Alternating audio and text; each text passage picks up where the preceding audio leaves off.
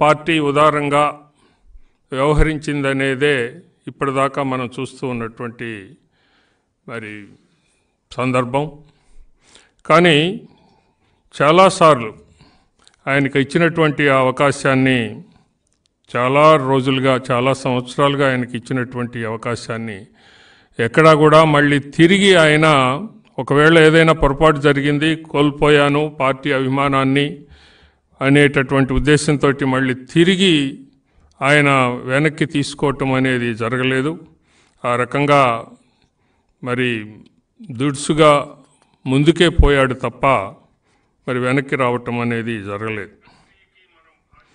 తనను తాను ఎక్కువగా ఊహించుకుంటూ పార్టీ పట్ల ఇతర నాయకుల పట్ల కొంత నిర్లక్ష్య భావాన్ని చూపించారు అనేది చాలామంది, మేము కూడా చాలామంది గమనించినటువంటి అంశం ఇది.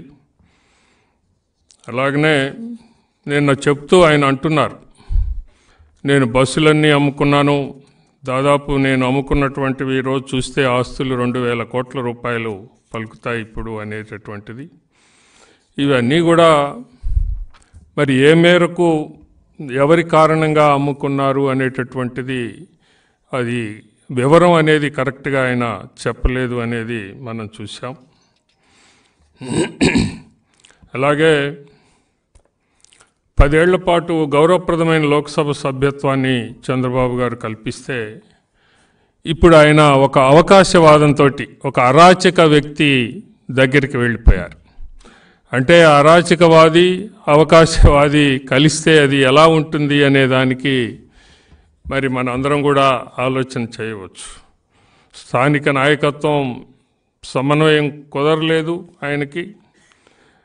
అది మళ్ళా రేపటి ఎన్నికల్లో ఆయనకి అది మరి ఏ రకంగానూ ఆయన బాధ్యతని ఆ సమన్వయాన్ని చేసుకోలేకపోతాను అనేటటువంటి ఉద్దేశంతోనే పార్టీని వీడినట్లుగా కల్పిస్తుంది తప్ప ఎక్కడా కూడా పార్టీ ఆయన్ని ఇప్పటి వరకు కూడా మరి తను పార్టీ దూరంగా పెట్టినటువంటి పరిస్థితి ఏం లేదు.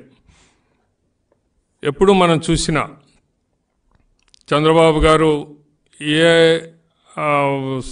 సందర్భాన్ని అయినా కూడా ఆయన ఢిల్లీ పోయినా లేకపోతే ఇక్కడ ఏదైనా మరి సందర్భం ఉన్నా ఆయన్ని గౌరవంగానే పిలవటం అనేది జరుగుతూ ఉంది. ఆయన కూడా ఆయా సందర్భాల్లో అటెండ్ అవుతూనే ఉన్నారు.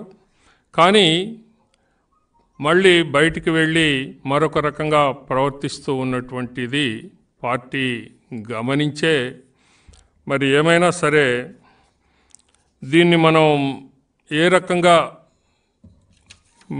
ఈ యొక్క పరిస్థితిని నివారించాలి అనేటటువంటి ఉద్దేశం ఆలోచనతోనే ఇన్నాళ్లుగా కూడా నడవటం అనేది జరిగింది. కానీ ఈరోజు మనం చూస్తే